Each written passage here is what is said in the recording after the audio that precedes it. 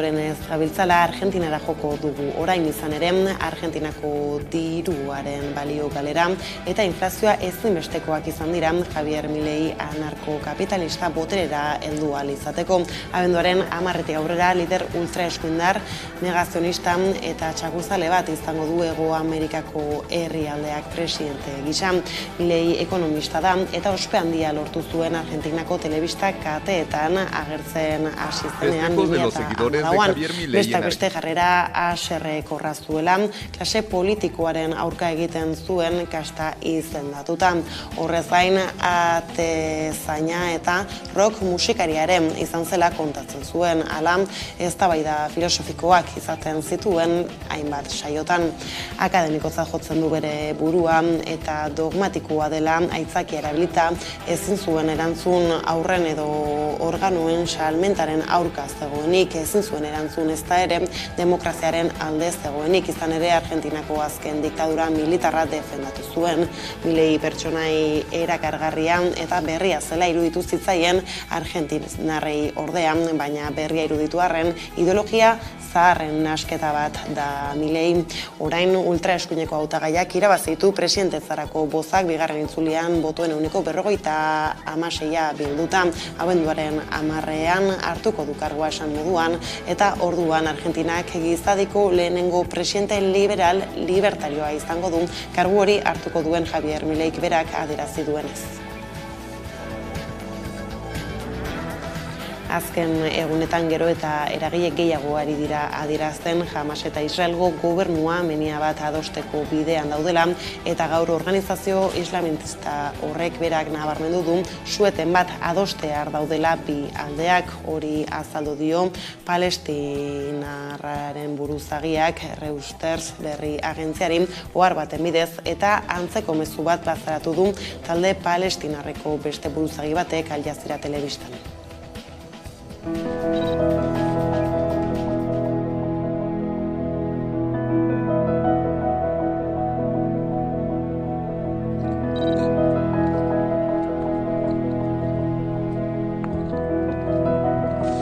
مجزرة جديدة في مدينة طفح فعل الجيش الإسرائيلي بعد أن قصفت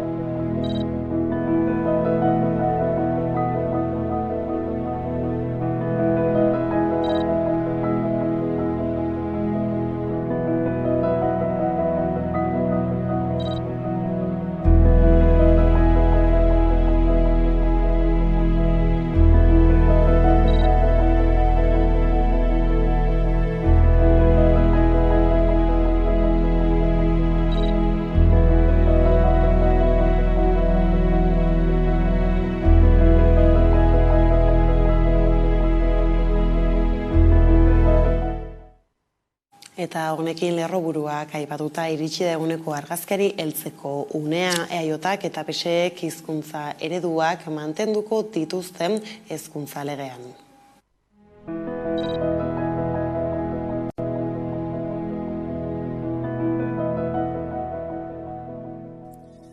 EAJak PSEren marra gorria onartu du, euskara ikasteko prozesua degradatzeari atea irekiz, eta horren truke, PSEek mugarik gabeko kontzertazio unibertsala edo txeke zuria eskola kontzertatuari onartu du. Legea horrela onartuko balitz, hezkuntza akordioaren adostasuna, hezkuntza akordioan lortutako adostasunetik urrun daudela esan dezakegu, eta ere gehiago, hezkuntza akordioan lortutako adostasuna hautsi egiten dela iruditzen zaigu. Guretzat nondik hartu ez dago lege hau. Ez dio erantzun egokia ematen dauzkagun erronkei.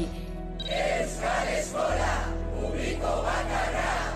Helburuetan eta baita ere hizkuntzarekiko dauden helburekiko erabateko adostasuna daukagu. Txugun ereduak mantentzen dirala eta hortik aurrera aukeria moten deskuela ikastetxei bere proiektu linguistikoan bere proiektua egiteko.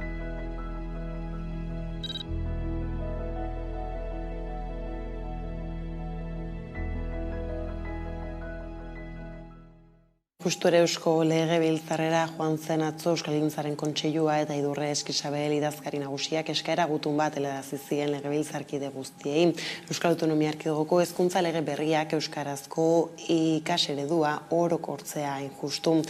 Eskaeraren inguruan dagoen babes soziala nabarmentzea aldera gainera jakinarazi zuen 20.348 herritarren sostengua jaso duela Kontseiluak eski horren alde egin duen kanpainan. Hezkuntza lege berriaren eztabaida azken txanpan den honetan, aintzat har dezatela, ikasle euskaldun eleaniztunak sortzeko ezinbestekoa dela, bide horretan arrakastatsuena izan den eredutik abiatzea. Hau da, euskara ikas eta irakats hizkuntza izan duen eredutik. Eta horren bestez, lehen etxi dezatela eta bihur dezatela berme guztiz, legearen oinarri euskara ardatz duen ikasteredu orokortu eta inklusiboa. Ela sindikatuak ere legea ez onartzeko deia zabaldu die alderdi politikoei salatu duenez, legearen zirriborroek gaur egungo hezkuntza sistemaren muina betikotzeko asmoa erakusten dute. Hala hizkuntza ereduei buruzko eztabaidatik harago testua txarra dela baieztatu du sindikatuak, legea arbuiatzeko deia zabalduz. Hezkuntza lege proiektu honekin, ikasleak ez direla euskaldunduko alde batetik, ez dela bermatuko euskararen ezagutza eskoletan, bestetik ez dela kurrikulum propioa garatzeko aukerarik eskainiko, eskola publiko burujabea sortzeko pausurik ere edo ibilbiderik ere ez dela egingo, ez da merkantilizazioa mugatzeko ere, eta uste dugu lan baldintzak egokitzeko eta lan baldintzak hobetzeko eta lanpostuak bermatzeko bermerik ere ez dela jaso nahi izan lege honetan. Antzera, Euskal Eskola Publikoa Zarro Plataformak iruzurtzat jo du Eusko Legebiltzarra tramitatzen ari den hezkuntza legea, etaren aurka mobilizatzeko deia egin dio gizarteari. Izan ere plataformak uste du hezkuntza pribatizatzen segitzeko tresna bat dela eta ez duela lehenesten sare publikoa. Eusko Jaurlaritzak entzungor egin dio eskola publikoaren izenean esandako guztiari. Hezkuntza sistemaren privatizazioan sakontzen duen legea da. Sare publikoa eta pribatua berdinduz. Sare pribatuari inongo baldintzarik bete gabe, finantziazioa bermatzen dien bitartean, eskola publikoa bazter uzten du, finantziazio planik ezean. 1980 urtean sortu zenetik Euskal Herriko Unibertsitateak 130.000 profesional trebatu ditu Euskara zentroko Euskara arloko arduradunek uste duten unibertsitate publikoa erreferente bihurtu dela 4 hamarkada hauetan eta horrek Euskaren edapenean izandako eragina nabarmendu dute. Horrekin batera Euskal Herriko Unibertsitateak Euskaren alorrean izandako bilakaerari buruzko datuak eman dituzte ikusi.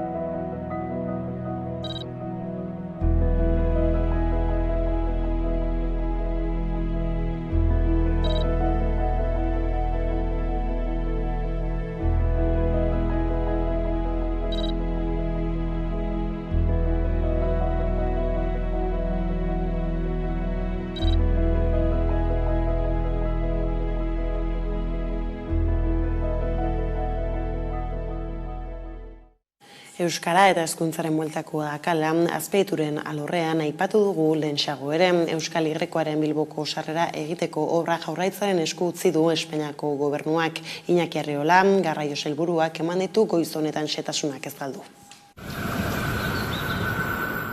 Iragan astean iragarritzen Eusko Jaurlaritza arduratuko dela abiadura handiko trenaren Bilboko sarreraren lanak egiteaz. Hau da Eusko Jaurlaritzak idatziko du proiektua eta ez Espainiako gobernuak, eta H eta Bizkaiko hiriburura sartzeko behar den obra zibilaz arduratuko da lakoa. Bada dagoeneko Adifek eta Gobernu Kontseiluak onartu dute H etaren hitzarmen berria. Akordionen bidez, garraioetako sailaren bidez, Bilboko Abandoko geltokira abiadura handiko trena iristeko korridoriaren proiektuak eta obrak zuzenduko ditugu. Hitzarmen berri honekin Bizkaiko tren azkarraren azpiegituran lanean hasiko dira. Horrela 2 puntu lotuko dituzte Galdako Basauri tartea eta Abandoko geltokia. Lotura 6,2 kilometro izango dituen tunel batekin egingo da, Basauritik Bilboko erdiralde arte. Eusko Jaurlaritzak Bilbo Abandoko geltokirako sarbide plataforma idazteko eta irekitzeko agindua du. Horretarako 226,5 milioi euro ditu. 5 milioi eraikuntza proiektu idazteko erabiliko dira eta gainontzeko 220 milioi obra egiteko. Orain horretarako lanean jarriko dira.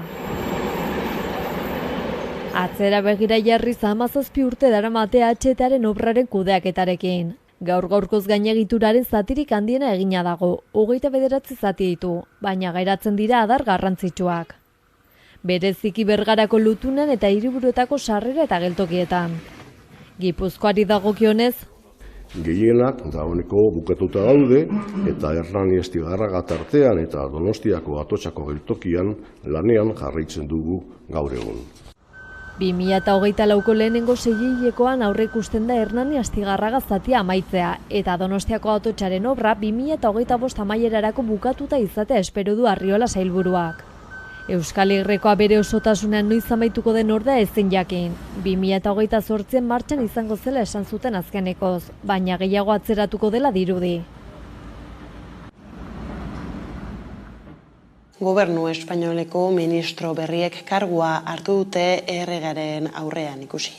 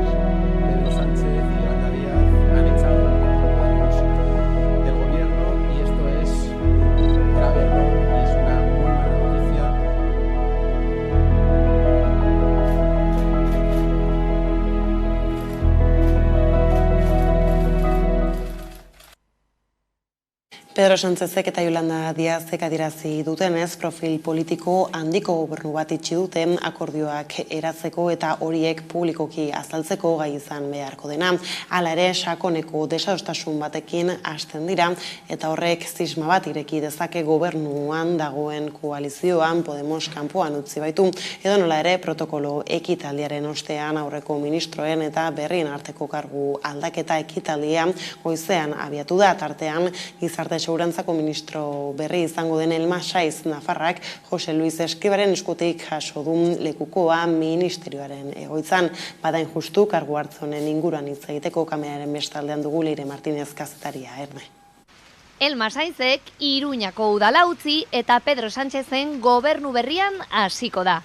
Gizarte segurantzako ministro gisa.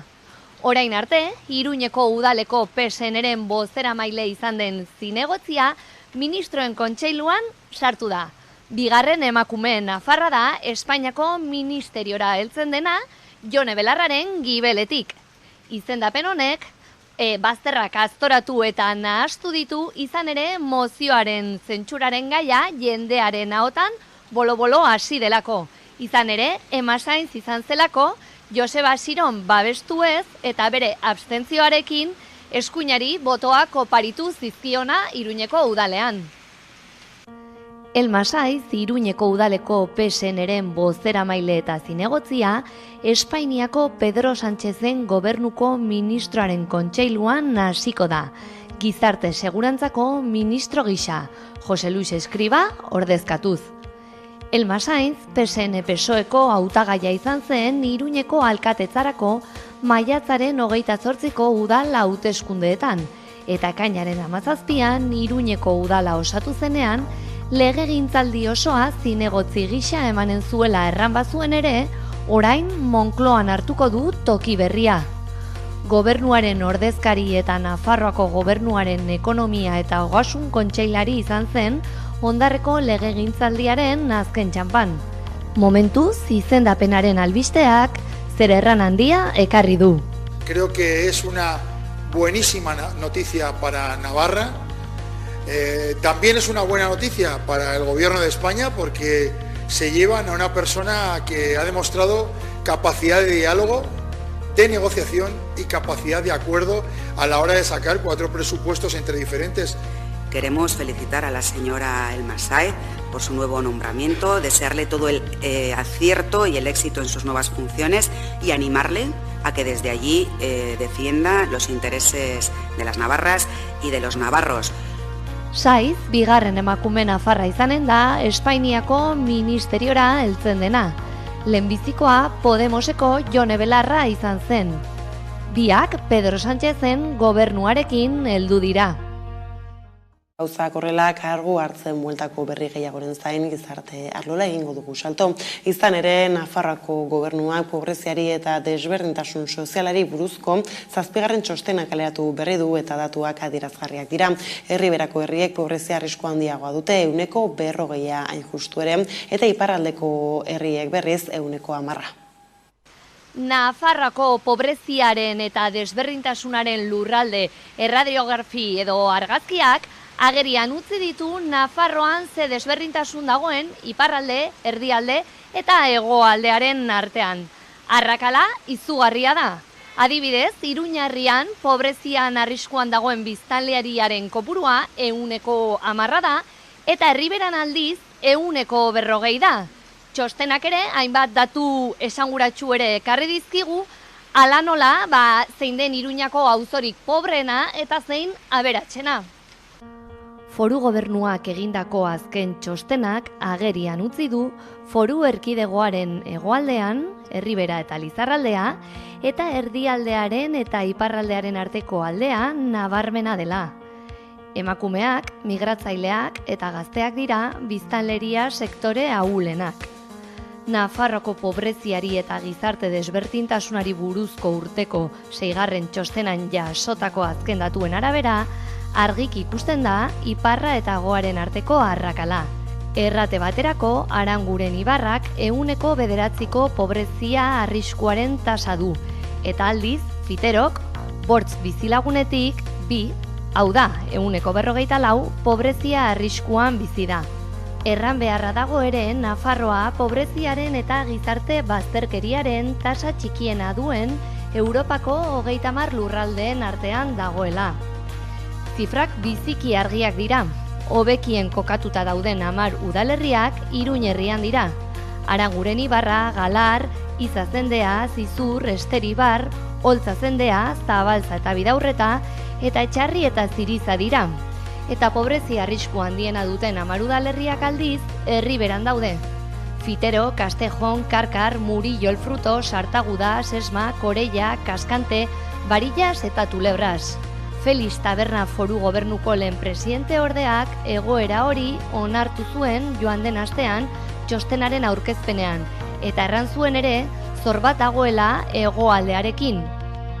Horregatik, Nafar gobernuaren helburuetako bat erkidegoko hegoalde eta iparraldearen arteko desberdintasunak murriztea dela. Txostenak Iruñeko auzoen datuak ere ekarri ditu. Bestaldetik violentzia sexuala pairatzen duten aurretan erabentzako esparru berria irekiko da Iruñean 2024. urtean. Leire Martinez Kaztariak azalduko digu zertan dantzan esparru horrek. Sexu indarkeria eta tratu txarren biktima diren adingabeak artatzeko Nafarroan gune berria irekiko da 6 hilabeteren buruan. Orain, egokitzapen eta zaharberritze lanetan ari dira, justoki. Fisikoki, eremu berria instalazio judizialetatik izanen da, eta asmoa da ingurune atsegina sortzea biktimei arreta askoz ere hobeagoa egiteko. Nafarroan toki berria izanen da sexu abusuen eta tratu txarren biktima diren haur eta nerabeak artatzeko. Gune berri horrek ingurune atsegin bat eskaintzeko asmoa du, fisikoki instalazio judizialetatik bananduta, eta beharrezko tresnak izanen ditu horrelako prozesuetan esku hartzen duten profesional espezializatuek bertan lan egiteko. Esparrua 600 metro kuadroko bajera izanen da, eta datorren urteko bigarren seilekoan martxan jartzea aurre ikusten da. Orain egokitzapen eta zahar berritze lanetan ari dira. Queremos diseñar un espacio seguro de atención amable para tratar temas tan delicados como son las violencias que sufren este colectivo, los niños y niñas de Navarra. 840.000 euroko aintzin kontua aurre ikusi da horretarako. Horietatik 700.000 euro Nafarroako gobernuak jarriko ditu eta 140.000 euro La Caixa Fundazioak. Bi erakunden artean sinatutako lankidetza hitzarmenean jasotzen denaren arabera. Gurutze eta ospitaleko genero identitatearen unitatearen jarduna kritikatu du gehitu elkarteak transei eta ez binarioei tratamendu bortitza ematea egotzi dio LGTBI taldeak erietxeari eta eskatu du pertsona horiek ez daitezen protokoloz bideratu psikiatria saiera. Unitatean erabiltzen dituzten irizpideak ere auzitan jarri ditu.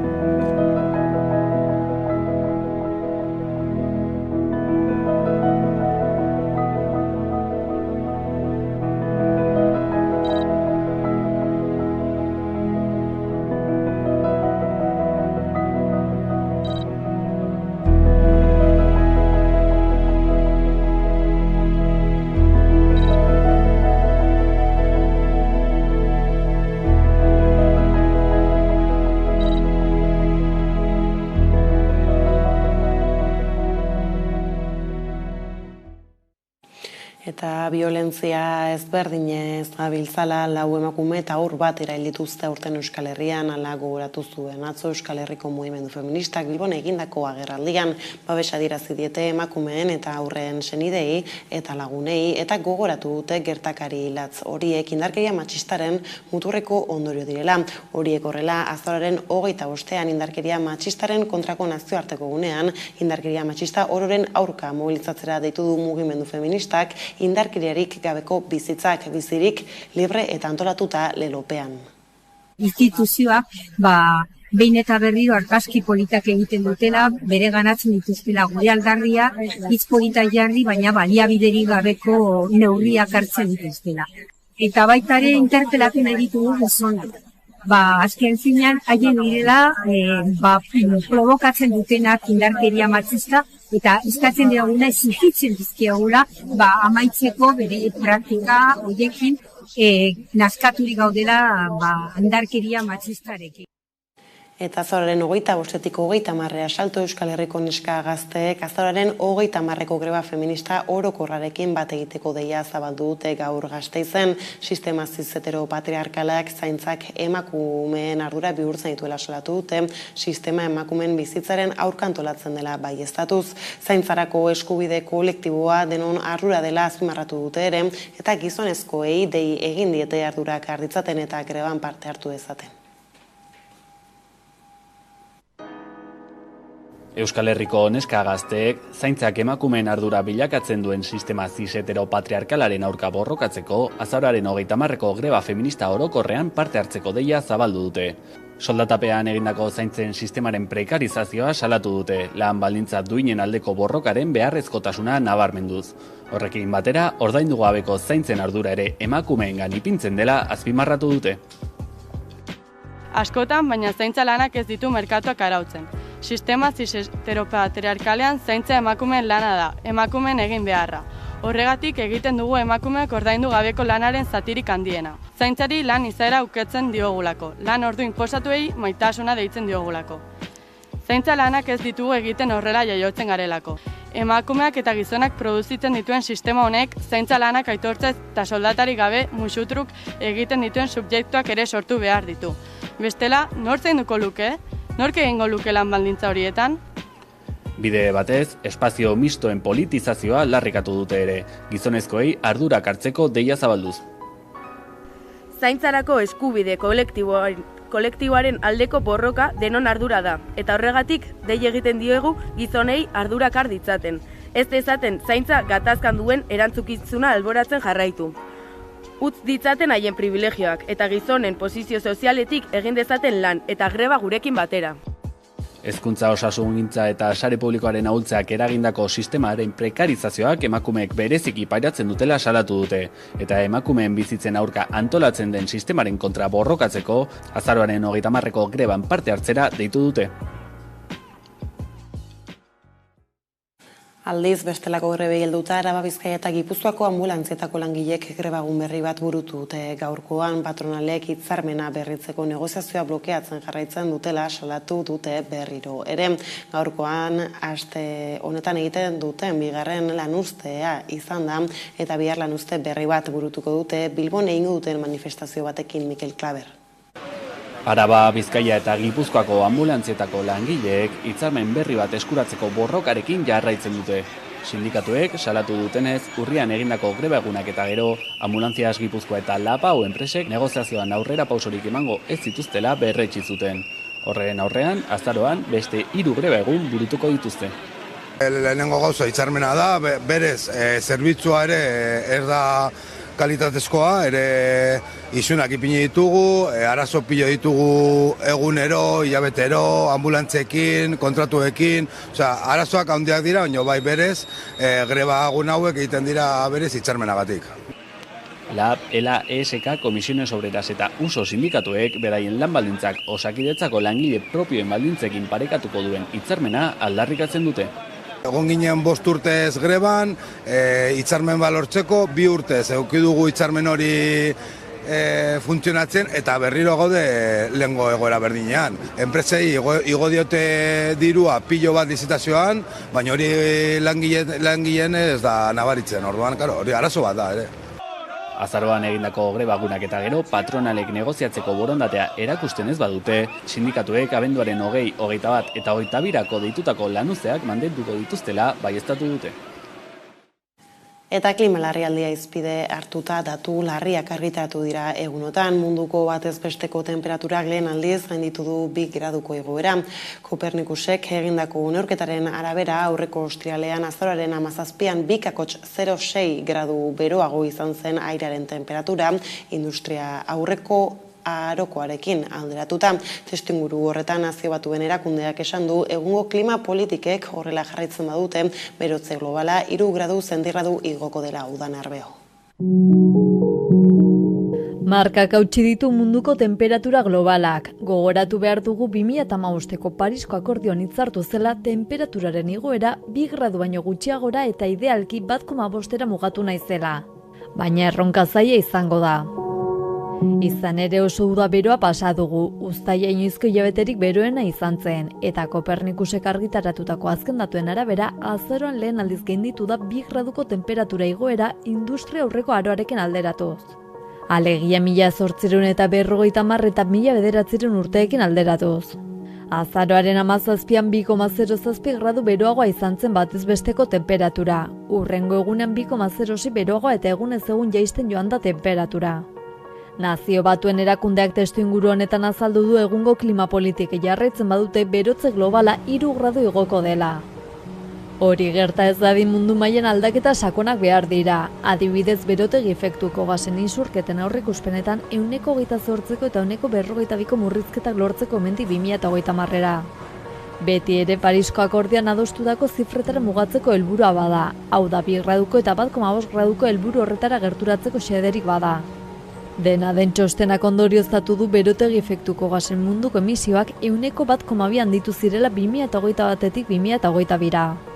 Nazio Batuen erakundaren arabera emisioen arloan gaitasun eta ardura gehien duten nazioek bereziki geologikoek asmo handiagoko eta bizkorragoko neurriak hartu beharko dituzte, eta garapen bidean dauden herrialdei laguntza finantzarioa eta teknikoa eman beharko diete. Datuak horrela klima larrialdiaren inguruko Nazio Batuen erakundaren biltzarra COP28 10 egun barru hasiko da Dubain. Bertan lehen ebaluazio globala egingo dute Parisko akordiotik, eta 2035erako helburuak adostuko dituzte. Adituen arabera COP28 bermatu beharko luke nazioarteko laguntza ematen dela klimaren aldeko ibilbide urria garatzeko.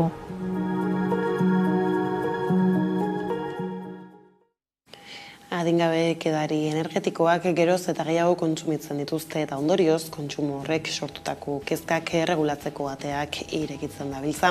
Bestak beste mugak jarri dituzte hainbat herrialdetan esaterako Galiziako adingabeek ezin dituzte kontsumitu edari energetikoak debekatuta baitaukate. Hego Euskal Herrian momentuz ez da gaiarekin lotutako neurririk indarrean, hala ere horiek aztertuko dituztela iragarri dute erakundeek. Bada gaiari heltzeko hain justu Igor Horrillo Euskal Herriko Unibertsitateko Farmazia Fakultateko ikertzaile izan da gurekin, adi jarraian egin diogun elkarrizketara.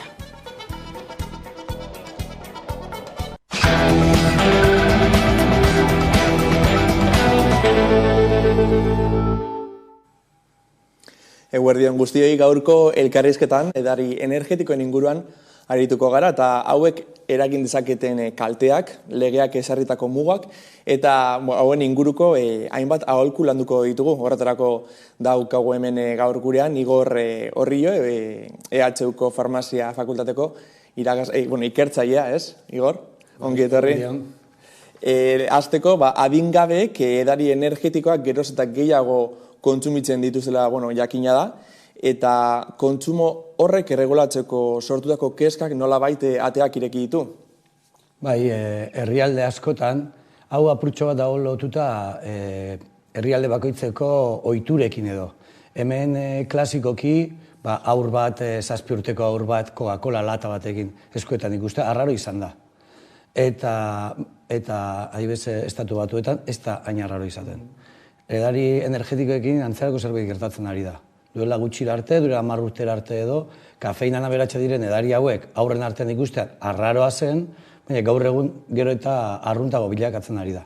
Hori dela eta, arruntasuna hori dela eta, gizarte ezberdinak gero eta ardura gehiago aurkezten dute. Hau gertatu da estatu batuak bezalako herrialdeetan, Frantzian ere bai, eta gurera ere heltzen ari da. Beraz, esango zenuke gaur egungo gizartean normalizatzen ari den zerbait dela kafeina kontsumoa? Bai. Kafeina kontsumoa nahiko arrunta izan da duela mendetatik, baina edari energetiko hauek atera zirenetik ona, orain da, gero eta gehiago ikusten dituguna. Eta, ni neu kuskusatzen ibili naiz pare bat datu, eta pizka dokumentazio lan bat egiteko ez, eta edari energetiko lata batek bi kafe espresso kadina kafeina dituela ziurtatzen dute, eta homek gomendatzen duena baino, egunean gomendatzen duena baino askoz azukre gehiago dela esaten dute ikerlariek.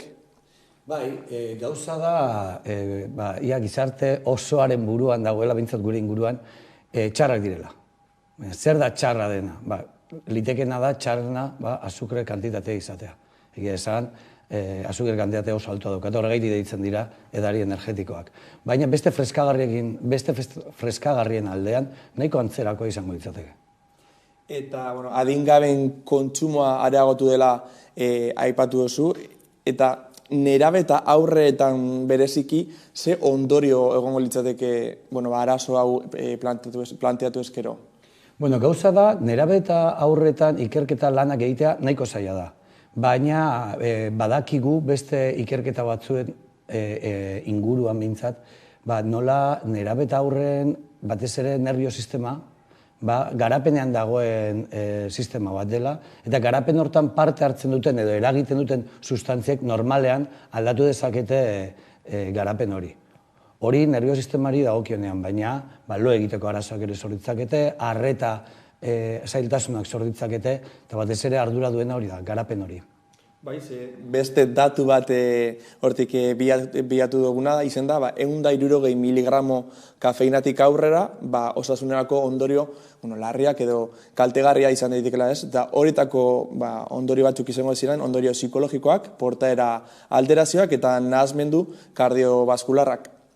Bai, kafeinak, eta hau gainera nahiko ezaguna da gizartearen artean, piztu egiten du, pizgarri gisa jokatzen du, eta badauzka beste hainbat eragin ere. Adibidez, urdailean, Badakigu edo norke ultzer bat izan dezkero, lehenengo kentzen dizutena, kafea dela. Horre ere, azidotasuna areagotzen dolako. Gernuarekin erlazionatu ere, bai.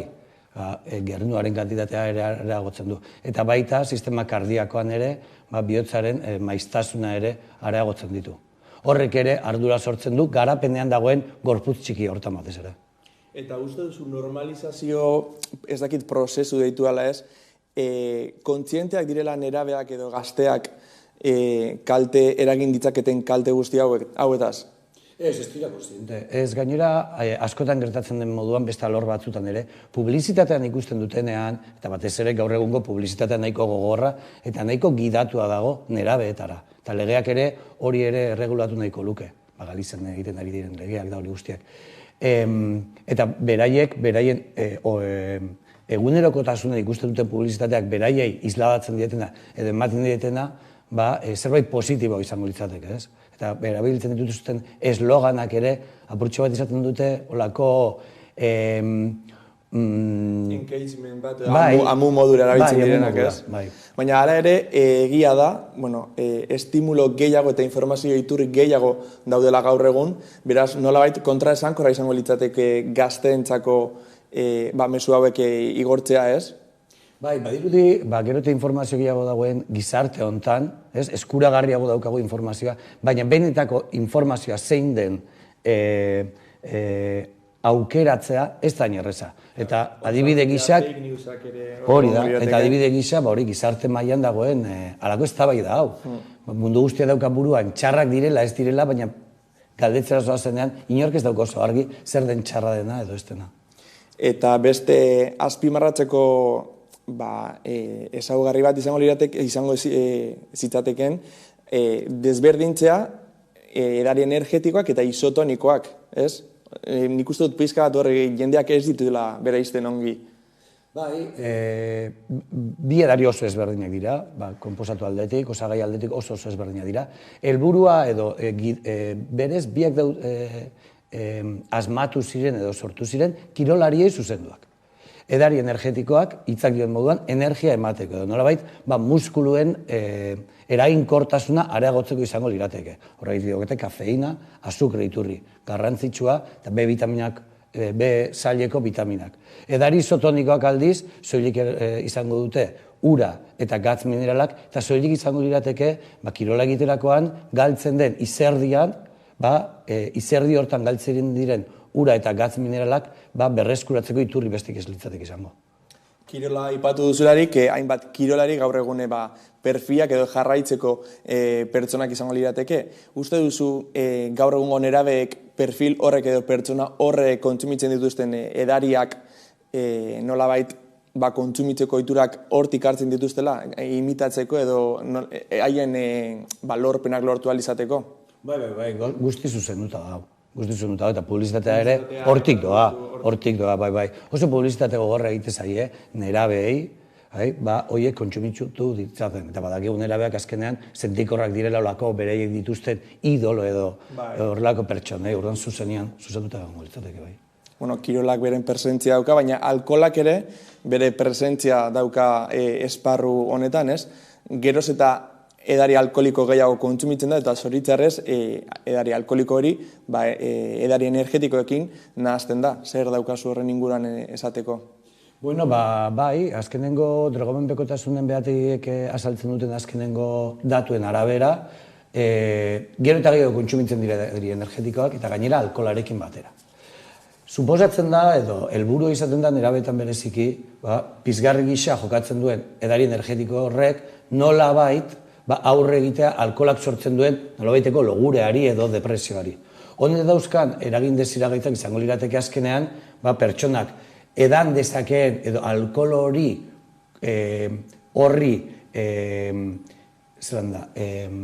aguantatzeko ahalmena edo kontsumitzeko ahalmena areagotu egingo luke. Nolabait logure hori estaliko lukelako. Horren horrek eramaten duena da, alkohol gehiago edatera, eta alkoholak sor dezakeen toksikotasuna asko areagotzen da. Hori izango litzateke arrisku nagusia. Beraz, esaten diozu, edari energetiko hauek estaltzen dutela alkoholaren eragina, eta gorputza ohitu egiten dela egoera horretara, eta gehiago kontsumitzeko joera hartu dezaketela gaztek edo kontsumitzaileek orokorrean. Bai, alkohola edateko ahalmena areagotu egingo luke, baina hori sentsazio bat besterik ez da. Alkoholaren toksikotasuna bertan mantenduko litzateke, orduan alkohol gehiago edan da, toksikotasuna ere handiago izango litzateke. Eta hor sartuko lirateke jokoan, ondorio psikologikoak, nervio sisteman ondorioak, eta bar, ez? Bai. Menpekotasuna jasateko arriskua eta guzti, bai. Eta, zure ustez, zer nolako mugak jarri beharko lirateke kontsumo honen inguruan? Zaila da mugak jartzea, berez toksikoa ez den sustantzia bati. Azkenean, aztertzen badugu zein den edari hauen osaketa, ez dago ezer benetan toksikoa denik. Kafeinak pizgar gisa jokatzen duen enean, ez da gomendagarri izango lehen esan dudan moduan, nerabeen edo aurren kasuan garapenean daudelako. Baina berez hori mugatzea zaila izango litzateke. Baina bai egin daitezke gomendioak. Europar Batasunetik, aspalditik heldu ziren gomendio horiek, eta, lehen esan duen moduan, Galiziako legedian ere sartu nahi dute, baina gomendio gisa. Antza danez, nahi dutena da, 18 urtetik berakoei salmenta nolabait mugatu. Bekatuta dagoia da dirudienez Galizian salmenta hori, ez? Bai, baina nik uste garrantzitsua izango litzatekeela publizitatean bertan eragitea. Azken finean, publizitate honek islatzen duena da, edari hauek ez direla txarrak, nerabeek eta aurrek hori ulertzen dute, eta nire ustez behintzat hori izan beharko litzateke, mugatu beharko litzatekena. Beraz, publizitatean jartzen duzu gako aldaketa baterako. Eta nolatan irudikatzen duzu edo esango zenuke, publizitatea igortzen jarraitzea, eta aldi beran, Galiziak egin duen moduan, muga lege bitartezko muga hau, honekin kontsumoa etena izatea adingabei. Zaila da, lehen ez duen moduan, zaila da, toksikoa ez den denean. Alkoholarekin edo tabakoarekin toksikoak direla frogatu denez, horren kontsumoa mugatza asko zerrezagoa da. Baina kafeina duen edari hauetan oso zaila izango litzateke. Bai eragin daiteke publizitatean, bai eragin daiteke saltokietan, nolabait, salmenta hori mugatuz, baina bertan eragita zaila da, beste herrialde askotan gertatu den moduan, azkenean salmenta horrekiko kontrola oso zaila da gobernuentzat. Eta esango zenuke askoz edatuagoa dela kontsumoa nerabe eta gazteengan, helduengan baino? Bai, gaur egun bai, eta gainera azkenengo behategietako azkenengo datuen arabera, ia 150 da kontsumoa neraben artean. Da adindunentzat, helduen artean, kontsumoa ere areagotu egin da, hauen publizitate eta presentzia ere areagotu egin delako, baina batez ere aurretan nerabeetan izango litzateke gehien handitu dena. Publizitatea asko azpimarratzen ari zara, esango zenuke publizitate munduak gehiago eragin dezakela kirolaren bitartezko, lehen aipatu dugun idoloen bitartez, ez? Jendeak imitatzera jotzen duelako? Bai, azkenean nerabe eta aurrentzako berei jarraitzen dituzten edabideetan gehien jarraitzen dutena kirolak izaten dira normalean, eta ez soilik ohikoak diren futbola eta abar, moto lasterketetan edo kotxe lasterketetan oso ohikoa da edari energetikoen publizitate ikustea, eta hau beraien idoloetan edo ikusterakoa beraiek zuzenan jarraitzen dute. Eta publizitatearen are honetatik jarraituz, nola ikusten duzu gaur egun, sare sozialek gizartean presentzia oso handia, kasi muga ezina dutela esango nuke, nola ikusten duzu influencerrek, gaur egun erreferentziazko pertsonak direnak sareetan, gazteentzako gauza hauek salmentan edo kontsumitzen dutela iragartzea? Suposatzen igartzen da nire jarreran, ez zait oso ondo iruditzen, osasun publikoan beraiek daukaten eragina zuzena dela jakinda, konsiente izan beharko lirateke ez dutela kontsumo arriskutsua edo portabide arriskutsuak ez lituzkete goraipatu behar, animatu behar, publizitatu behar. Hori nire ikuspunta besterik ez da. Eta nola uste duzu mugatu ahalko litzatekela publizitate hau nolabait moztea edo sare sozialetako mugaren bat jartzea? Hau beste hainbat konturekin ere eginda jokuarekin adibidez. Izango litzateke, adibidez, okurritzen zait, gaueko ordu tarteetara mugatzea edo edabide konkretuetara mugatzea. Adibidez, kirola edo edo nerabentza zuzenean publizitatzen duten lekuetatik ateratzea. Izango ditzatek nire gomendio bintzen. Ari gara hitz egiten, kentzea, zerbait txarra izango balitzaten moduan ez, gainera aipatu duzu, berez ez dela txarra, ezin izango litzateke legez merkatutik kendu, ez, produktu hau. Claro, azkenean hemen interes asko daude tartean, eta hori merkaturatzen duten enpresek, beraien eskubideak ere badauzkate. Baina osasun publikoaren alde, beste hainbat alorretan ere hartu dira horrelako neurriak, eta nik uste dut ez dela denbora asko pasako. Europar Batasunetik ere horrelako kontseiluak heldu dira. Horrelako lata horietan aintzina etzen ezer jartzen. Gaur egun jartzen dute, kafeinan aberatsak diren produktuak direla, bertan etiketetan ja jartzen da ez direla gomendagarriak, ez nerabentzat, ez aurrentzat, ez aurdun dauden edo edoskitzaroan dauden amentzat, gero eta gehiago ari dira heltzen horrelako gomendioak eta pixkanaka merkatu hortan eragiten ari dira. Eta nolatan da horren beste informazio gehigarri izan da produktuetako enbaseetan, jende oraindik ez izatea kontziente kontsumo honek ekar litzakeen arazoetaz. Hori azkenean jasotzen den informazioa kontrajarria delako, eta azkenean gizartearentzat ere askotan zaila izaten da ezberdintzea zer den ona eta zer den txarra. Eta askotan atzetik egoten da konspiranoia horiek, nork dauke interesa horren atzean hau saltzeko bestea. Eta azkenean horrelakotan fake news horiekin gertatzen dena da, nahazmenak azkenean egiten duela oso argi ez izatea, ona den, txarra den, da bakoitzak egiten du uste duena. Eta uste duzu zerbait espezifikoa sortu beharko litzatekela salpen edo kursillo edo ez dakite ikastoletan gai hau lantzea sortu beharko litzatekela? Nik uste dut ikastoletan adibidez bai. Eta ez soilik aurrei begira, baita gurasoei begira ere. Askotan gurasoak ikusten dute horrelako jarrera, eta gurasoak ere ez daukate oso argi txarra den ala ona den. Eta hala ere, lehen esan dudan moduan, gizarte honetan, non guztiok nahiko argi geneukan, 7 urteko haur bati, Coca-Cola bat ez zitzaiola eman behar. Eta gaur egun, nolabait hori galdu eginda edo ahaztu eginda nolabait, eta hori oroitarazteko, nolabaiteko kurtsoak edo ez dakite informazioa zabaldu beharko litzateke horren alde nagoitzat. Kuriosoa da, estatuen arteko bereizketa kulturala ez, elikaduraren inguruan edo gorputz zaintzaren inguruan, lehen aipatu duzu estatu batuetan, nolabait ez dela begiz jotzen egoera hau. Azkenean, hango legedia, hemengo baino ez du jadanik, baina lehen ez duen moduan kulturala da.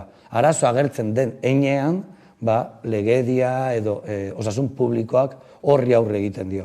Han arazoa hemen baino lehenago sortu da, Frantzian gertatu den moduan edo iparraldeko herrialdeetan, eta horren esku hartzea ere lehenago egin dute. Baina ona ere heltzen ari da eta lasterra berandu. Euskal Herrian berriz ez dira mugak jarri, baina horiek aztertuko dituztela adierazi dute. Eta nik uste eta guztiok garela konsiente, egunerokotasunean, gero eta ohikoagoa da, aurrak ikustea, ez soilik nerabeak hor zehar alkoholeraten daudenean, genekien hori egiten zutena, baina gero eta ohikoagoa da, eskolara sartu aurretik, goizeko orduetan, aurrak ikustea, olako edari energetikoak eskuetan dauzkatela. Eta eguneko zeurotan esango zenuke kontsumitzen dela gehiago edari energetikoa hauek goizean, ikastola sartu baino lehenago, arratsaldean edo ikastoletik irten da gero, edo ohera joateko orduan behar bada? Ez daukat oso argi, baina aurrak eta nerabeek lo ezinera egiten duela badakite, eta normalean gau ezartzea arraro izaten da. Baina, badirudi gehien bat, goizean eta txaldan izango litzatekela. Ikasle askok, batez be unibertsitateko ikasleek aitortu dute, ikasteko prozesu horretan, azterketaldietan, nolabait kontsumoa areagotu egiten dutela, ikasketa prozesu horretarako, batez ere, zuk esan duzun moduan, pizgarri gisa ez? Eta harrigarria dirudien arren, egin dira nahikotxo azterketa egin dira, kafeinak ia ikasteko gaitasuna areagotzen duen ala ez. Noski, gaur egun, oraindik ez dugu ezagutzen, gaitasuna bera areagotzen duen ezer, baina bai da egia, pizgarri gisa, nekeak kendu ez du egiten, baina bai nekearekiko guk daukan pertzepzio hori gutxitu egiten du, eta baita loaren sentsazio ere gutxitu egiten du. Baina kontutan izan behar dugu, ez duela logurea da kentzen duena, ez lo egiteko beharra. Hondekin zan dudana da, kafeinaren eragina desagertzen den momentuan, berriro neke hori agertu egingo litzateke, eta baita loa ere. Hor, parentesi bat besterik ez luke emango. Beraz, ajea moduko sentsazio bat utxiko, bai, ez? Bueno, ez dakitik horre ezer gehiago gehitu nahi duzun. Ez duzu gehitu nahi. Bueno, eskerrik asko gaurko elkarrizketara etortzagaitik, gaurko esan baitu dugu. Eta honekin bai iritsi gara gurean gaur albistegiaren bukaerara, hauek izan dira gurean gaur jasotakoak, edo nola ere, badakizuen guztiak eta gehiago nahi duzuen aldiro 11.eus atarian ondo izan eta bihar arte.